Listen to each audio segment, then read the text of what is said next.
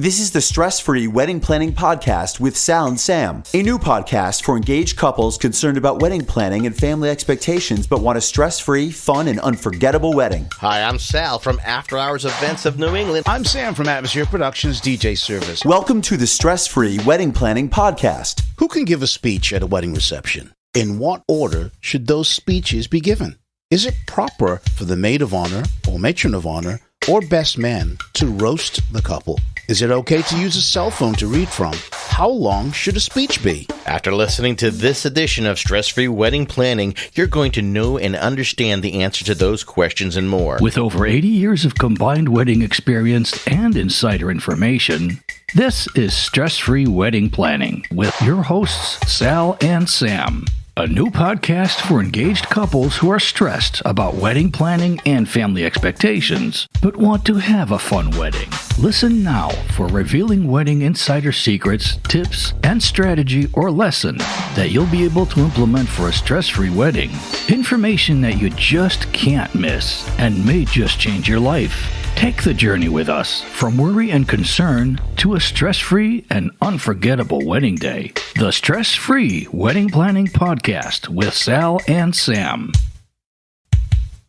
Thanks for joining us. Without you, we would just be the Stressed Wedding Planning Podcast. So thank you for joining us. In today's edition, an important topic in crafting the ideal reception timeline and flow is deciding the wedding speech order. Sal and I will go through some details with you because every couple situation is different, so use this information as your guide. You're listening to the Stress-Free Wedding Planning Podcast. Sal, we do a lot of weddings and we see a lot of speeches, and we need to explain to our listeners the different order that can be done. Now, we have to say this, and we're going to say this many times throughout this edition, that you don't have to follow this order. The idea of giving you an order is so that you can craft a reception speech in an order that makes sense to you. We don't have to go by those old traditions. You could really make it your own and really make it flow nicely. Because every couple situation is different.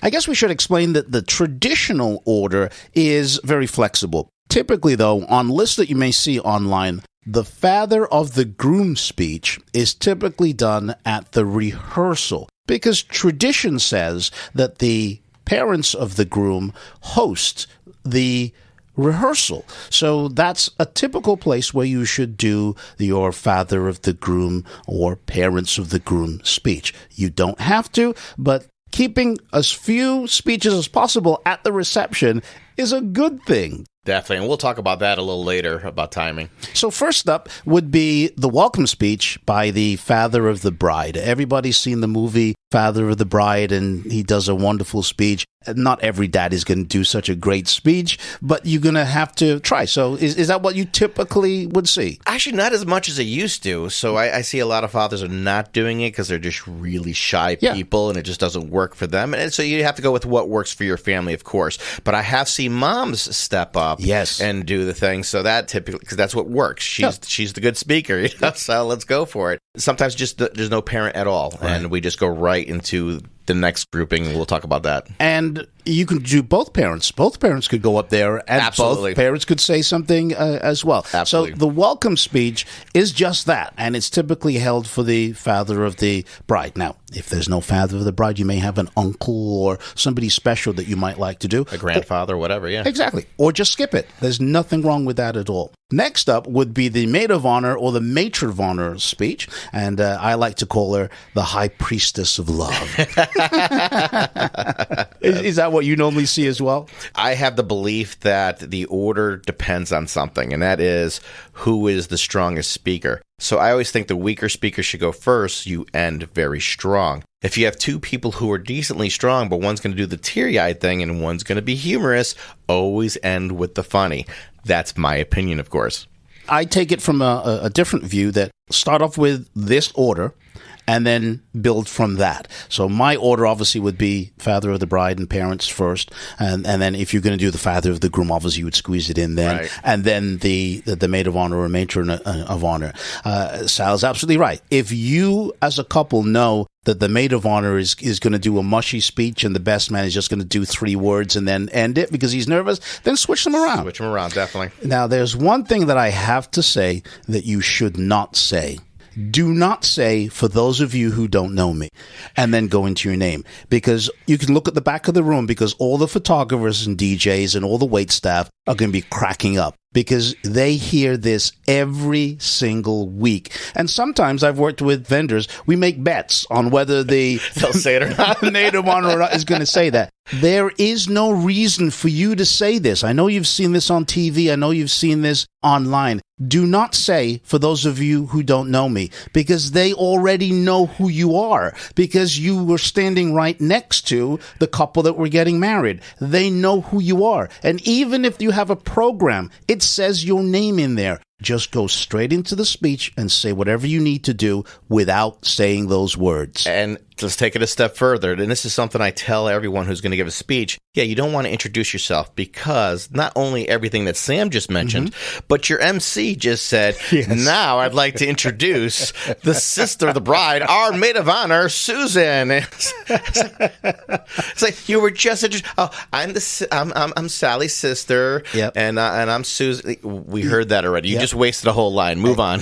Every time you do one of these things, remember it's time taken away from dancing later. So if you spend 2 minutes explaining who you are, guess what? There's a song there that we can't play. So just bear that in mind. Absolutely. And this is something that can actually throw off dinner. Oh yeah. By taking too much time with these speeches. This is why we always say 2-minute speeches. You're going to go a little longer if we say 2 minutes. But if we tell you 3 to 5, you're going to take 10, and that's not good.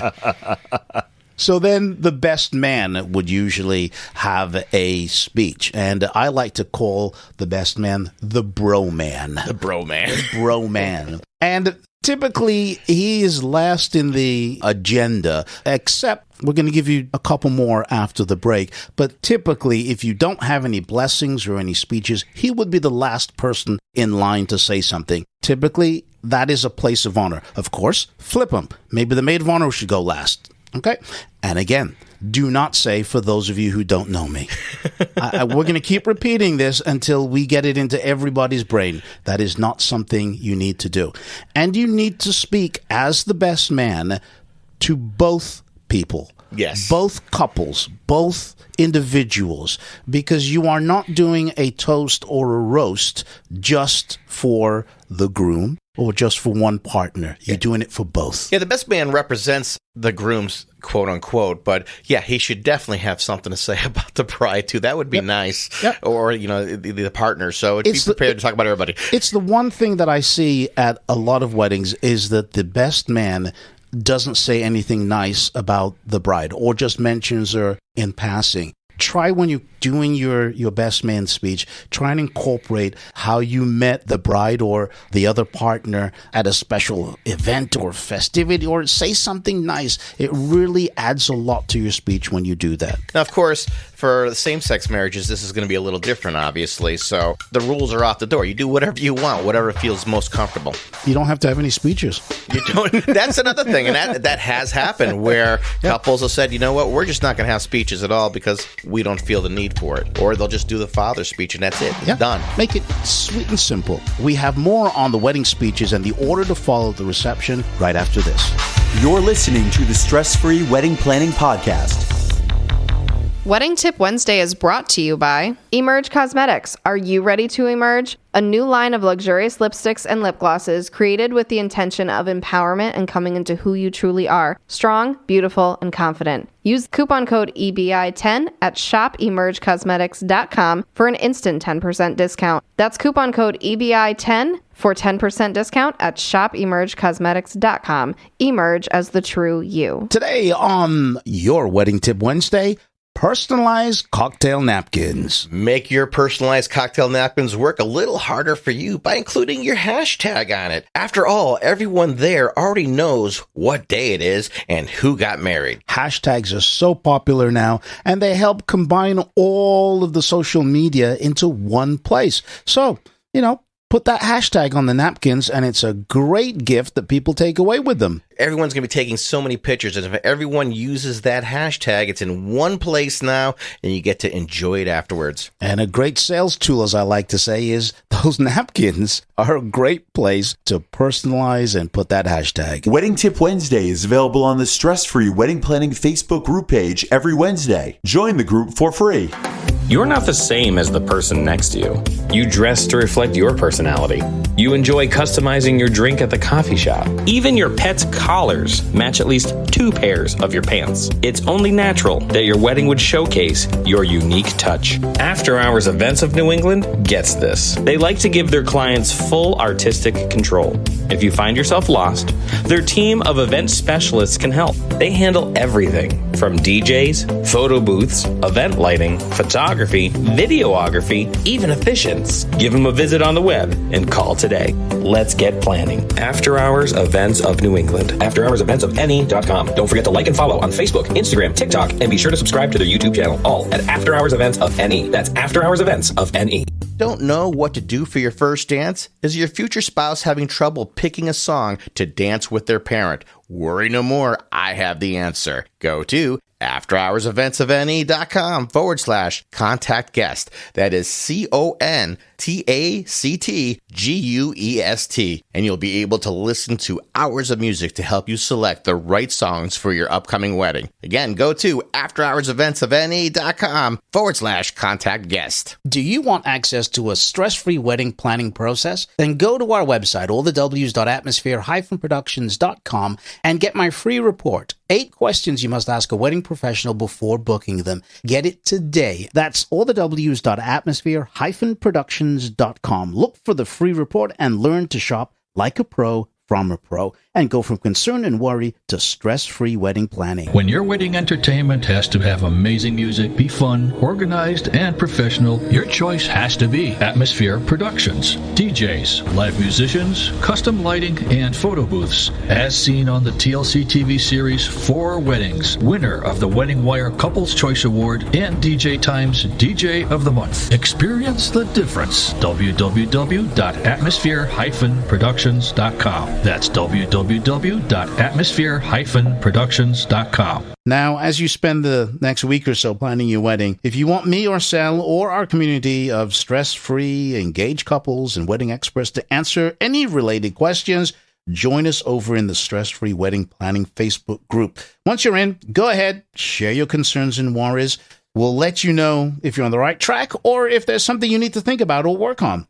The link to join us is in the show notes of this show. Heidi Hansen Photography. Fun, happy, a little unorthodox, sometimes silly, with lots of candid. Hi, this is Heidi from Heidi Hansen Photography. www.HeidiHansenPhotography.com. I like being goofy with my couples, making them laugh, and overall just having a blast on their wedding day. Every wedding day is different, and that is what keeps my job super awesome. I service Connecticut and New York. You can find me on www.HeidiHansenPhotography.com and also on social media. Everyone is talking about the DJ Pauly Show on YouShook.com. Hi, everyone. This is Keith Urban, and you're listening to the number one DJ on the planet, DJ Pauly. What's going on, everybody? This is Charles, Hillary, and Dave, and we are Lady Antebellum. And you're listening to the number one DJ on the internet. It's DJ Pauly, y'all. Hey, y'all. I'm Kelsey Ballerini, and you're listening to the number one DJ on the internet. It's DJ Pauly, y'all. The DJ Pauly Show on YouShook.com.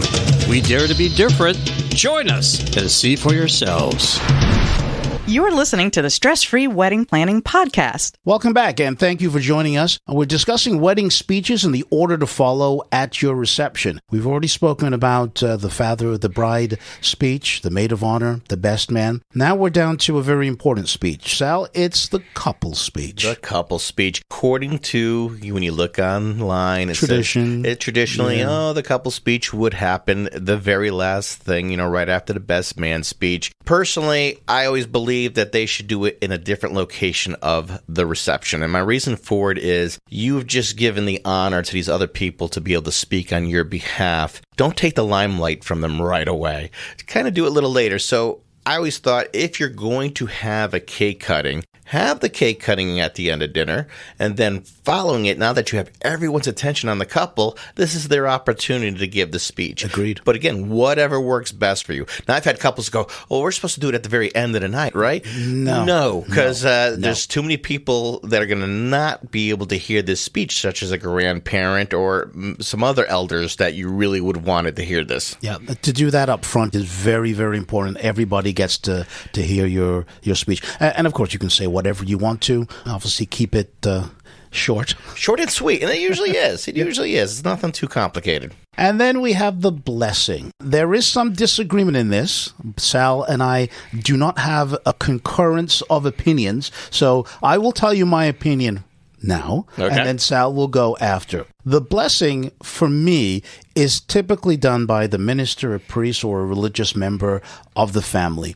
And I like to suggest to my couples that it's done as the last speech before the meal is served. That's because the person doing the blessing or the grace, if it's a family member, is blessing the food, the wine, the drink, blessing the occasion. And the opposite of that is what Sal is about to say. I'm going to tell you, I do agree with Sam. You know, I do think it should be the last thing. We know that that's not going to be very long.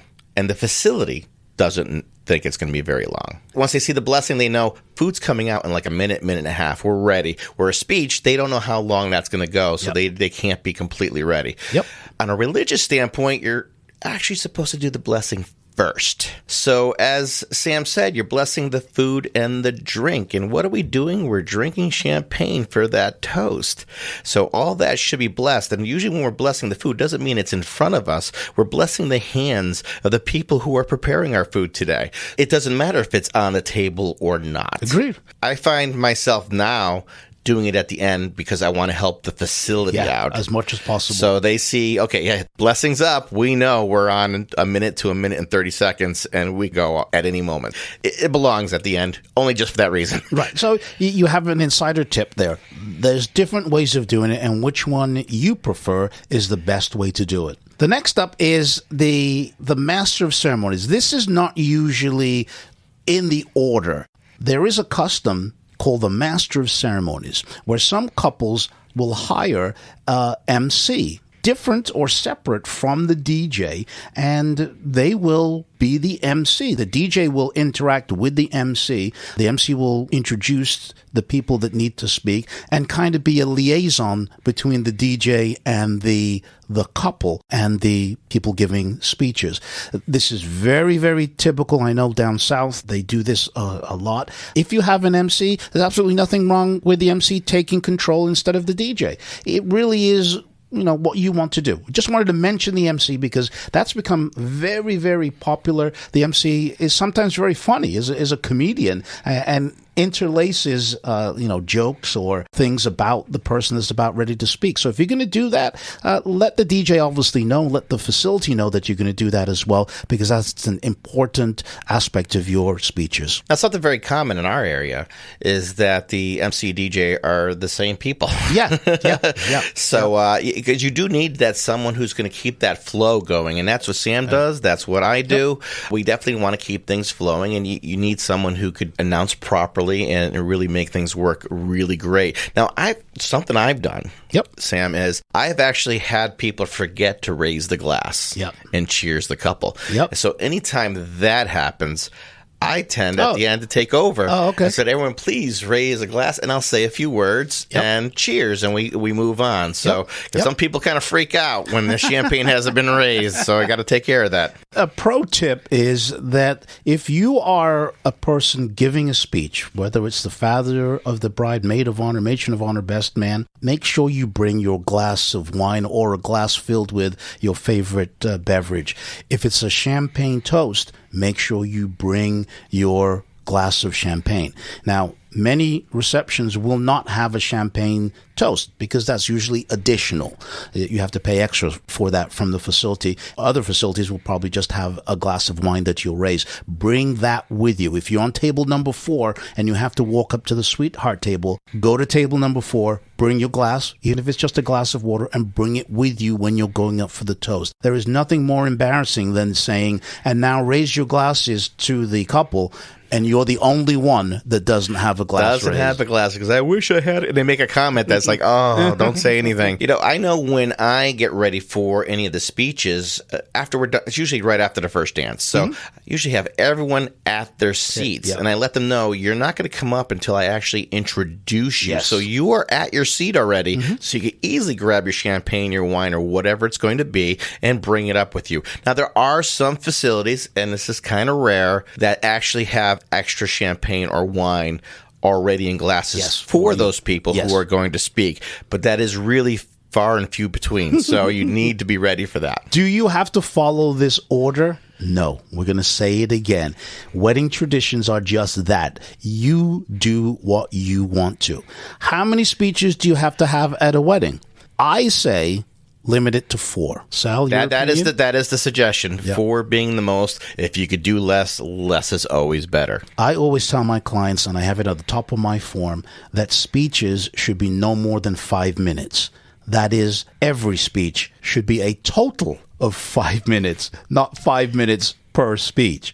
Yes, that short. The reason for this is because you're taking away time from later in the evening where you probably want to dance. So if you keep your speeches to a maximum of 5 minutes, you'll have plenty of time later for dancing. Yeah, I mean, you really need to send that home. And that is something when I speak to my couples, from the first time we meet to our planning meeting to our final walkthrough, I bring it up every single time on how important it is to talk to the people who are going to speak and let them know about this time limit and how it could affect your reception. Also, another thing I want to bring up is when they're giving their speech, what are they reading off of? Now, everyone wants to be, in that whole technology age, and they want to bring up their cell phone, and that's a huge no-no for a couple of reasons. One, it looks so bad. You got a person trying to read this itty-bitty screen. It's in the pictures and it's in the videos. It just doesn't look nice. But also, there's a new issue with some of the new phones. And that is, even in airplane mode, they give off a signal.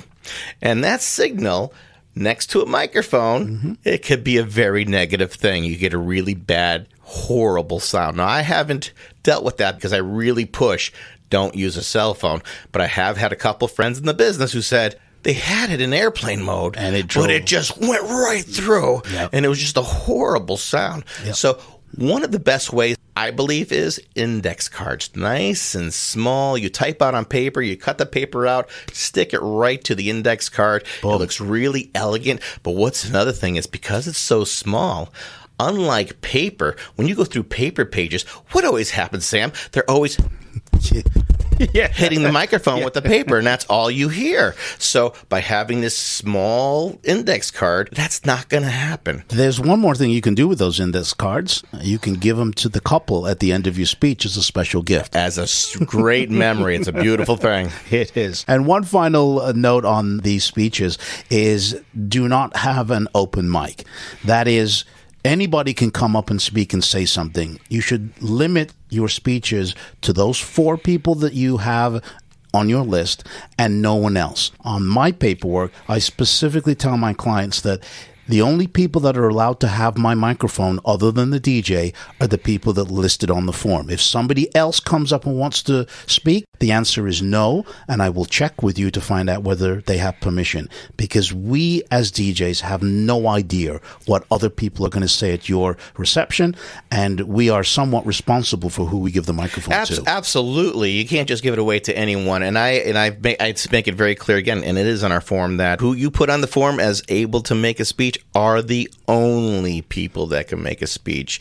There's one more thing I want to cover. You just brought up about you don't know what they're going to say. And that's something that you should actually be going over with the people who are going to speak. And the reason why I say this is there's things that your families don't know about you, and it should remain to be that way after the speech is done.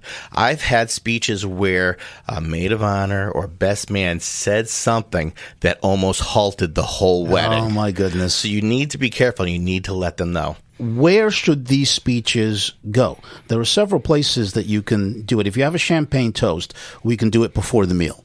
Correct? That's absolutely correct. And I think that's the best place. That's the best place, right? That's the best place. We all agree that. Another place, and this is for weddings that just have wine served, you can do it during the meal.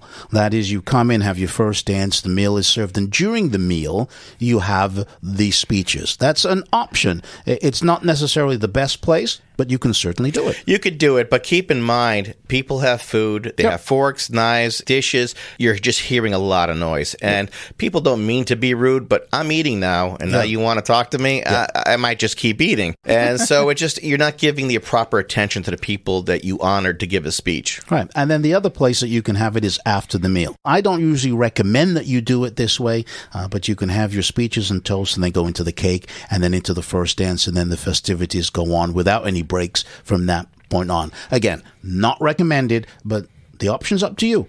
You can do them if you want to. Yeah, I'm always going to recommend the first one. Do it right away, because if you do it at the end, also, if things are running late and now you're going to have these speeches, you got to rush and them. now you have people who are just taking way too long, get it out of the way early. It's the best way. Yep, I hope we've answered all or most of your questions on wedding speech and the order to follow them at. We may do a follow-up episode in this as things change, because every year we always get changes. So this is a moving target.